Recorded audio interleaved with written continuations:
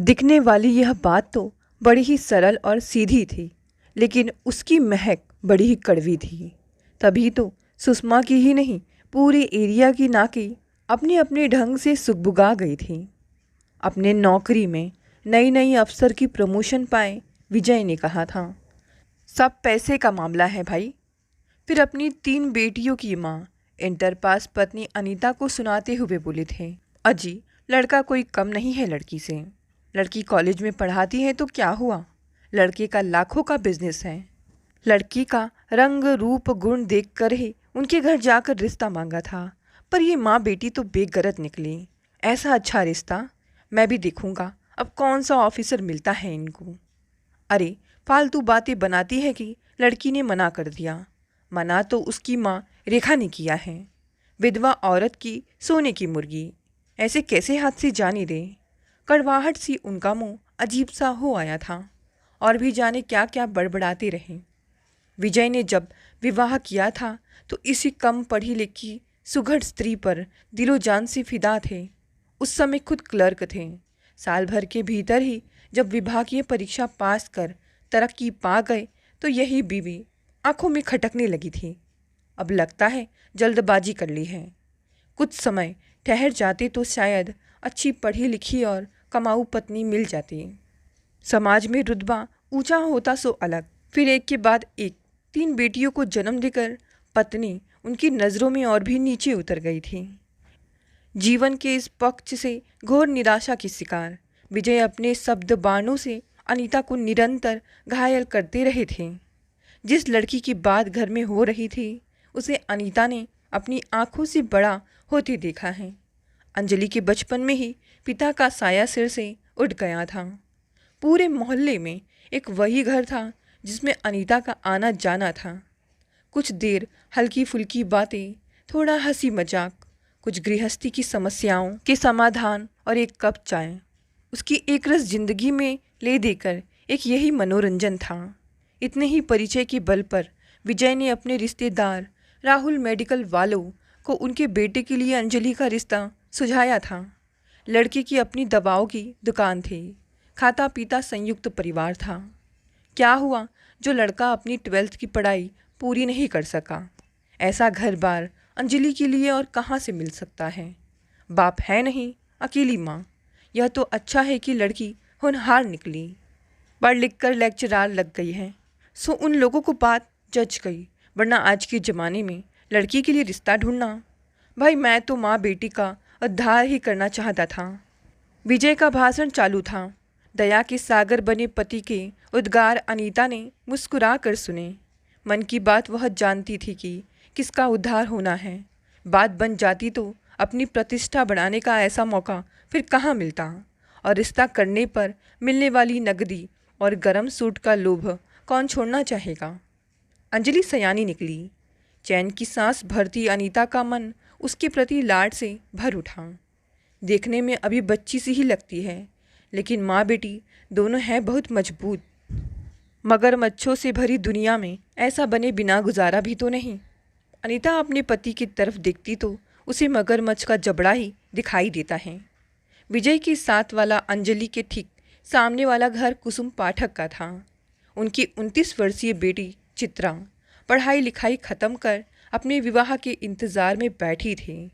असमय ही बूढ़े होते अपने चेहरे की तरफ देखती तो चिंता से चूर अनजाने ही अंजलि के प्रति ईर्ष्या से भर जाती थी। अंजलि की हर आहट पर चित्रा के कान लगे रहते हैं।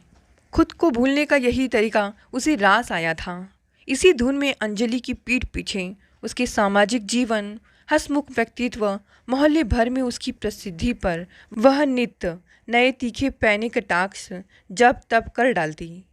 लेकिन सामने पड़ने पर उसकी सादगी, सुंदरता और तगड़ी नौकरी की तारीफ करते न थकती।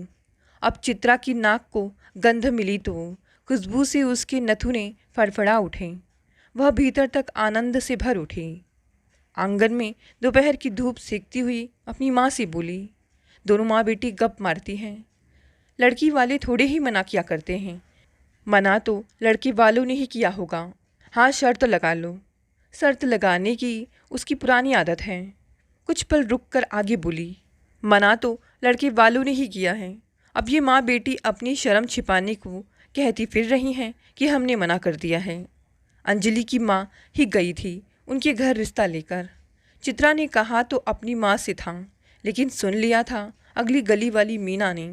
हाथ में आधा बुना स्वेटर थामे वो दोपहरी काटने उनके घर आई थी।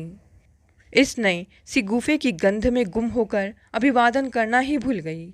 मांस की मोटी मोटी परतों वाला आमतौर पर भावहीन रहने वाला चेहरा आखिरी वाक्य सुनते ही रंगीन हो गया। बूझी बूझी आंखों में हल्की सी टिमटिमाहट आ गई और होठों पर मुस्कान की बारीक झलक। बात सुनी तो उन्होंने भी थी, पर उन्हें तो हर चीज़ में सिर्फ गंध ही आती है। चित्रा के वाक्य ने सुगंध की जो लहर फैलाई तो उसे पूरे रंग में लेकर अपनी नाक रंगित करने को वह उतावली हो उठी। हाथ का स्वेटर पलंग पर लगभग फेंकते हुए मीना ने अपना भारी भरकम शरीर उसी खाट पर चित्रा की बगल में दे पटका। प्रतिवाद में खाट थोड़ा चरमराई, पर उसकी कुनमुनाहट उसके भारी स्वर में दब कर रह गई। अरे चित्रा, तू यह क्या कह रही है? अंजलि की अम्मा तो कहे थे कि वे लोग रिश्ता लेकर आए थे उनके घर। तुमने कैसे जाना कि ये गई थी उनके घर? एक बारगी तो चित्रा सकपका गई, मगर जल्द ही संभल भी गई। मन की अकबकाहट चेहरे पर नहीं आने दी। समझ गई कि अब कई और झूठ करने होंगे। ठान लिया कि शुरू हो चुके इस सिलसिले को थमने नहीं देगी। सोचा उसको कौन किसी को लिख कर देना है, किसी के सामने पढ़ने की बात उठेगी ही नहीं। उठ भी गई तो साफ मना कर देगी। सच तो ये है कि लगा मीना जैसा ध्वनि विस्तारक यंत्र कहाँ मिलने वाला है। चित्रा जानती थी कि मीना अपने हिसाब से किस्से की सिलाई कटाई करके ही आगे बढ़ाएगी। अपने आप को सुरक्षित पाकर उसने मन बना लिया और आगे बताने लगी। हाँ जी मौसी, वो मेरी सहेली है ना अन्नू, उसके घर की साथ वाला घर ही तो लड़के वालों का था। उसने खुद देखा था अंजलि की अम्मा को उनके घर जाते हुए। पूरी कथा में एक अकेला सच अन्नू के घर की भौगोलिक स्थिति ही थी। शेष चित्रा की सक्रिय मस्तिष्क पर भरपूर उड़ान रंग जमने लगा था। मीना की आंखों के दिए कुछ और तेजी से टिमटिमाने लगे थे, मुस्कानें फैलने लगी थी। चित्रा की माँ की आंखें विस्मय से विस्फारित होने लगी। अपनी बेटी की जानकारी पर उन्हें गर्व हो आया। यह तिकड़ी अंजलि के इस साधारण से किस्से की बखिया उधेड़ने में तन्मयता से जुट गई।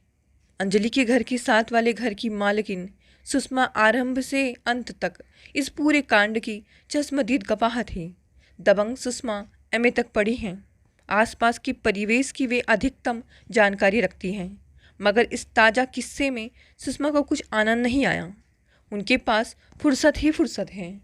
बेटा हॉस्टल में रहकर इंजीनियरिंग कर रहा है, बेटी भी मास्टर्स करने के लिए मामा के घर दिल्ली चली गई है। अंजलि वाले उस मामले में उन्हें कुछ सुगंध तो आई मन बहकाव के लिए, लेकिन स्वाद फीका लगा। पिछले वर्ष सुषमा को पेट में अल्सर हो गया था। लगभग 6 महीने तक सिर्फ उबली दाल चावल और दलिया दूध पर कटे थे, यानी सभी कुछ स्वादहीन। सदा से ही चटनी अचार की शौकीन सुषमा ने दिन कैसे काटी वे ही जानती थी। मुंह सूख गया था। बात बात पर ठहाके लगाने वाली सुषमा किसी के बोलने पर भी झल्लाने लगी थी। घर में दूसरों को साधारण खाना भी खाते दिखती तो तन जाती। खैर, किसी तरह दिन बीते। अंजलि के रिश्ते की इस तरह फीकी कथा को वे यूं ही कहाँ निकलने वाली थी। नमक मिर्च मसाला सभी कुछ तो छिड़क दिया अपनी ओर से, कोई कमी नहीं छोड़ी। सुषमा की समझ का पैमाना बहुत विस्तृत है। सटा हुआ घर होने के कारण डाकिया उन्हीं के यहाँ डाक डालकर अंजलि के घर के बाहरी गेट पर लगे ताला जड़े डब्बे में डाक डालता है। सुषमा डाकिये से हाथ में डाक लेना ज़्यादा पसंद करती है, सो उसके आने से आधा घंटा पहले मौसम के अनुसार अपनी कुर्सी बरामदे या लॉन में डालकर बैठ जाती हैं। ताक झाँक करने का ऐसा सुअवसर वे भला कैसे छोड़ सकती हैं। डाक लेते समय डाकिये के हाथ में थामे आसपास के घरों के पते पर आए पत्रों पर भी सुषमा एक भरपूर नज़र डाल लेती है। उन्होंने अक्सर देखा है कि अंजलि के नाम आती उस हल्के नीले लंबे लिफाफे को पिछले 1 साल से हफ्ते में एक बार आज चोर आया पकड़ में कि तर्ज पर उनकी सोच चल पड़ी। सुख बुक तो भीतर कब से चल ही रही थी, किंतु अब विश्वास हो गया, समझ गई। लड़की का कहीं प्रेम वेम चल रहा है। उन नीले लिफाफों के भीतर के गुपचुप संदेश और भेजने वाला अनजान नाम उनके दिमाग में चकर घिन्नी खाने लगे हैं। इस प्रक्रिया में सारी कहानी के पेंच अपने आप आकर जुड़ने लगे। सोचती सी वे सोफे पर बैठ गई। अपनी दृष्टि से परे किस्से के लज्जतदार चाट उन्होंने बना डाली है। सब मसाले छिड़क लिए। अब इंतज़ार है किसी ग्राहक का। इसी उधेड़ बुन में थी कि मेहरी गीता आ गई। उसे देखते ही सुषमा आम तौर पर कुड़ने की अभ्यस्त थी, पर आज उनकी बाँछें खिल गई। उन दोनों के बीच प्रेम और घृणा का बेहद मजबूत रिश्ता है। ना उनका गीता के बिना गुजारा है, ना गीता का उनके बिना।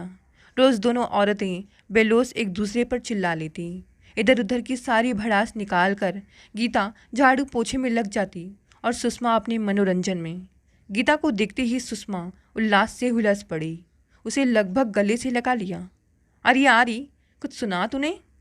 अरे वही अंजलि के बारे में। सुना तो है, लेकिन आज मेम साहब को ज़रूरत पड़ी है जानकर उसने अपना आसन कुछ ऊंचा कर लिया। क्या मेम साहब, क्या हुआ अंजलि जी को? अपनी तरंग में सुषमा नहीं समझ पाई कैसी दक्षता से नितान अनपढ़ औरत उन्हें बना ले गई है। उनका तो मन उत्सुक था अपनी चाट परोसने को। अरे अंजलि के रिश्ते की बात चली थी ना, राहुल मेडिकल वालों के लड़के के साथ।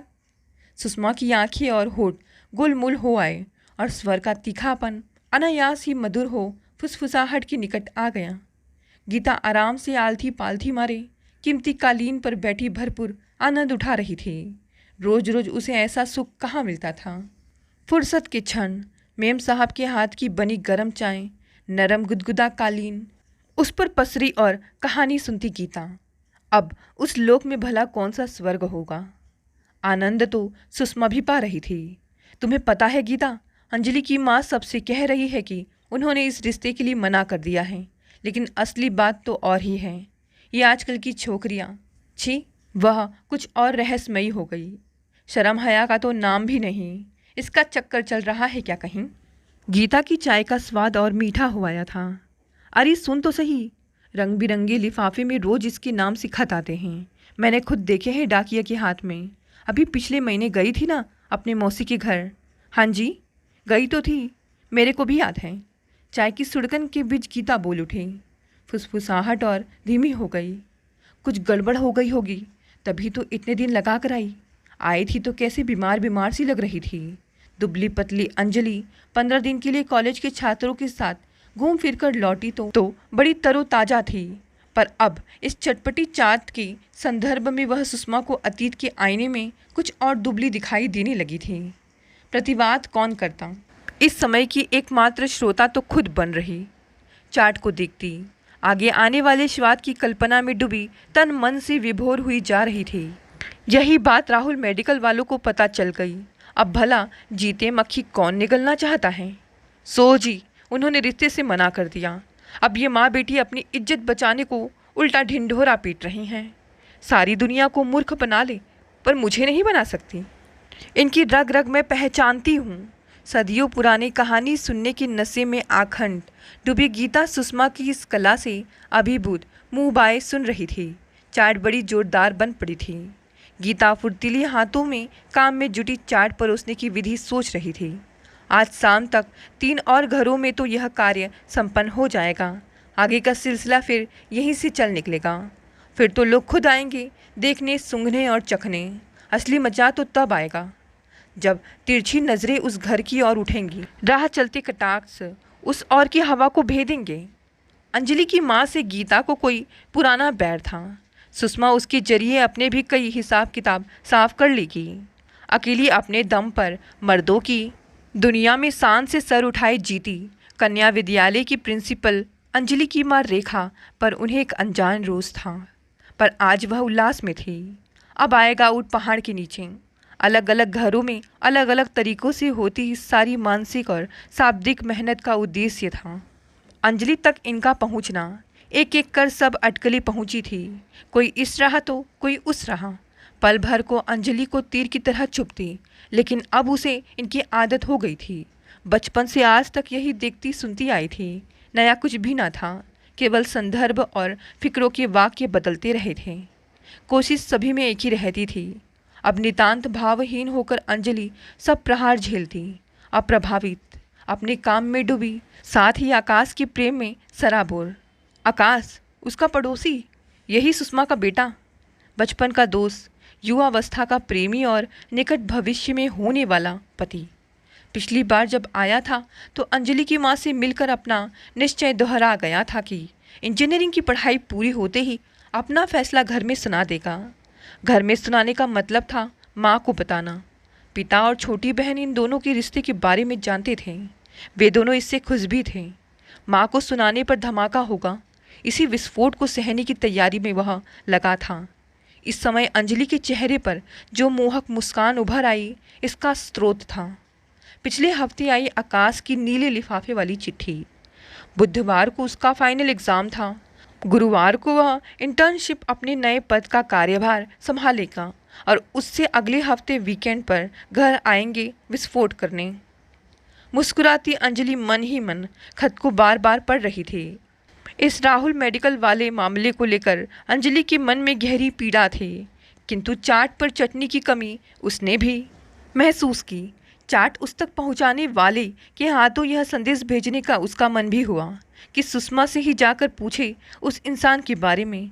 वही बताए कि अंजलि का वह रहस्यमय प्रेमी कौन है जिसे लेकर उन्होंने यह किस्सा बयान किया है। पर वह चुप रही। सत्य का अंश काफ़ी बड़ा जो था, वह खुद ही नकारना नहीं चाहती थी, केवल सही समय के इंतज़ार में थी। अंजलि की कीमत पर सभी ने भरपूर आनंद उठाया, लेकिन अब अंजलि की बारी थी। समय का चक्र उल्टा घूमना शुरू हो गया था। अब अंजलि निश्चिंत थी।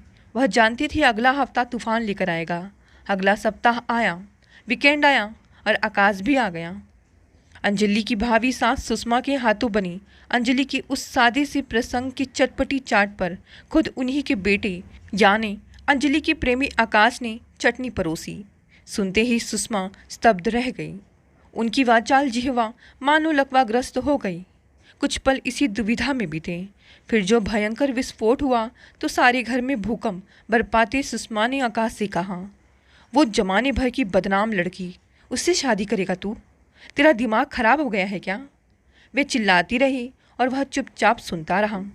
जानता था यह झंझावत यूं ही शांत रहकर गुजरने देना होगा। यह आते ही वह सब जान चुका था।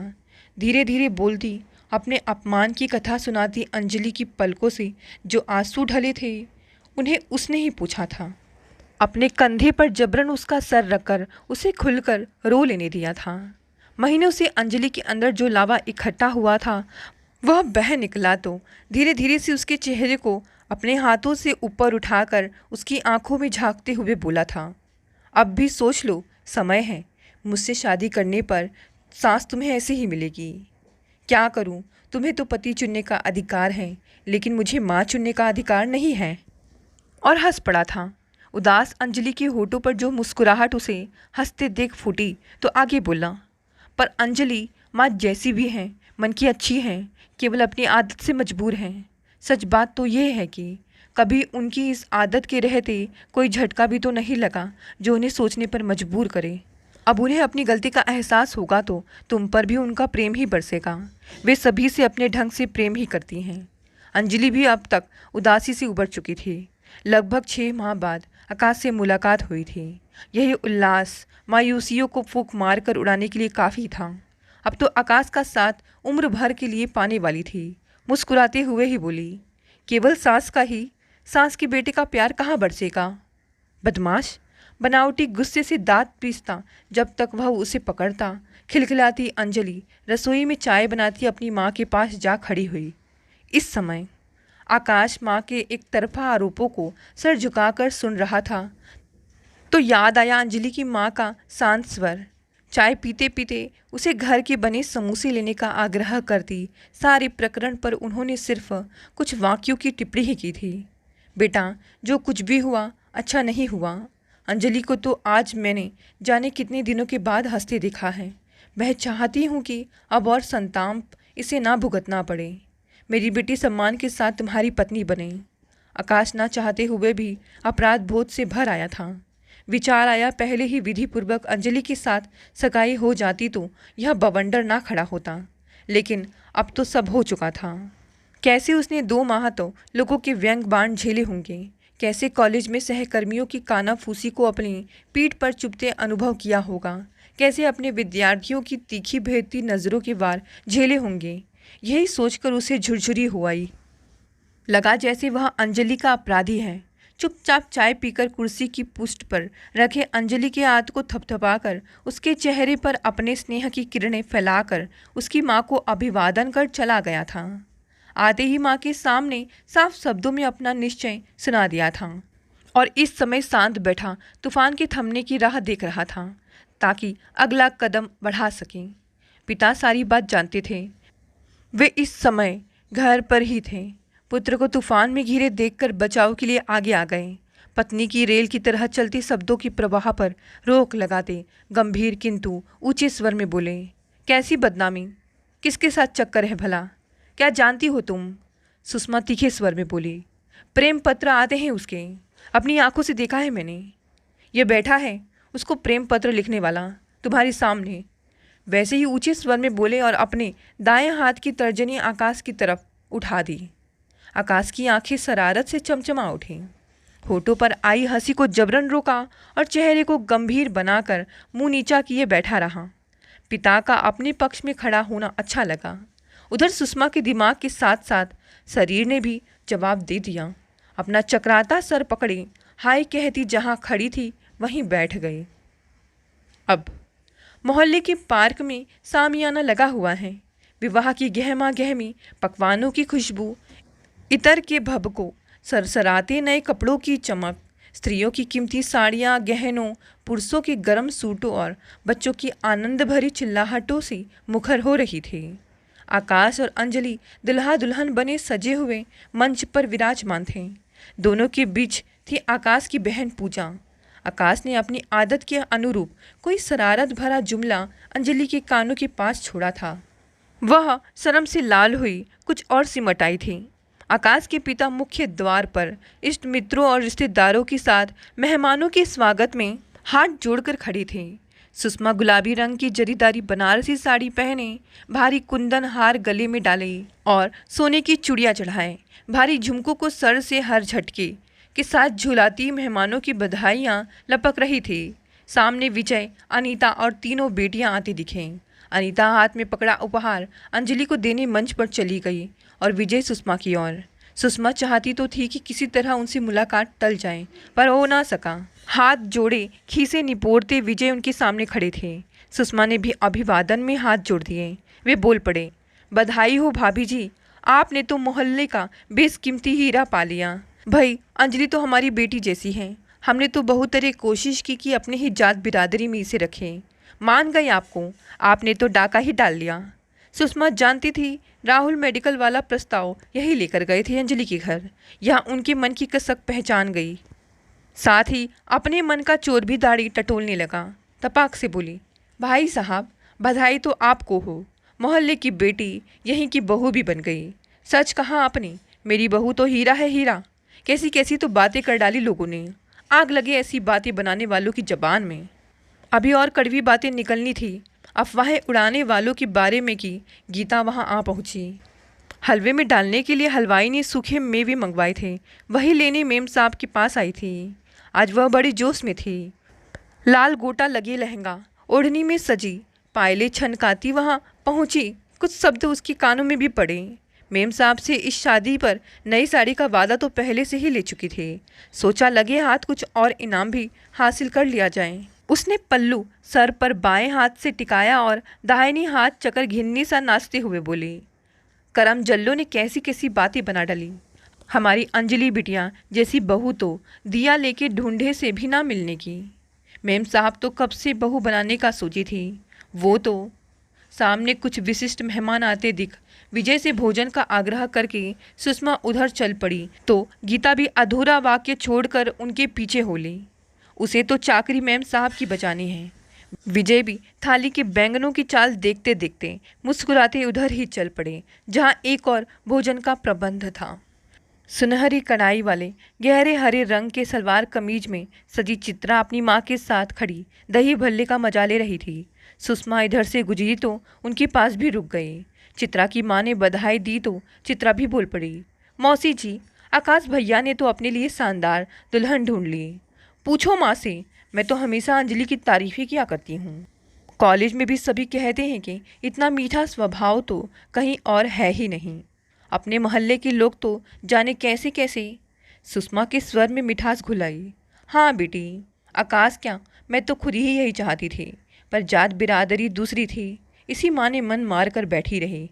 कौन जाने अंजलि की माँ माने ना माने, पर अब सब ठीक हो गया है। बस अब तो पूजा अपने घर की हो ले तो मैं गंगा नहाऊं। बड़ी दक्षता से सुषमा ने बात का रुख पलट दिया था। चित्रा की माँ अपने धीमे स्वर में सुषमा को दिलासा देती शायद खुद अपने लिए भी सहारा ढूंढती सी बोली, बहन जी, आपकी पूजा के लिए रिश्तों की कोई कमी है भला? एक ढूंढो 1000 मिलेंगे। आपके मुंह में घी शक्कर। मैं तो सदा यही चाहती हूँ कि आपकी, हमारी सबकी बेटियाँ अच्छे घरों में जाएं। विवाह की सब औपचारिकताएं पूरी हो चुकी थी।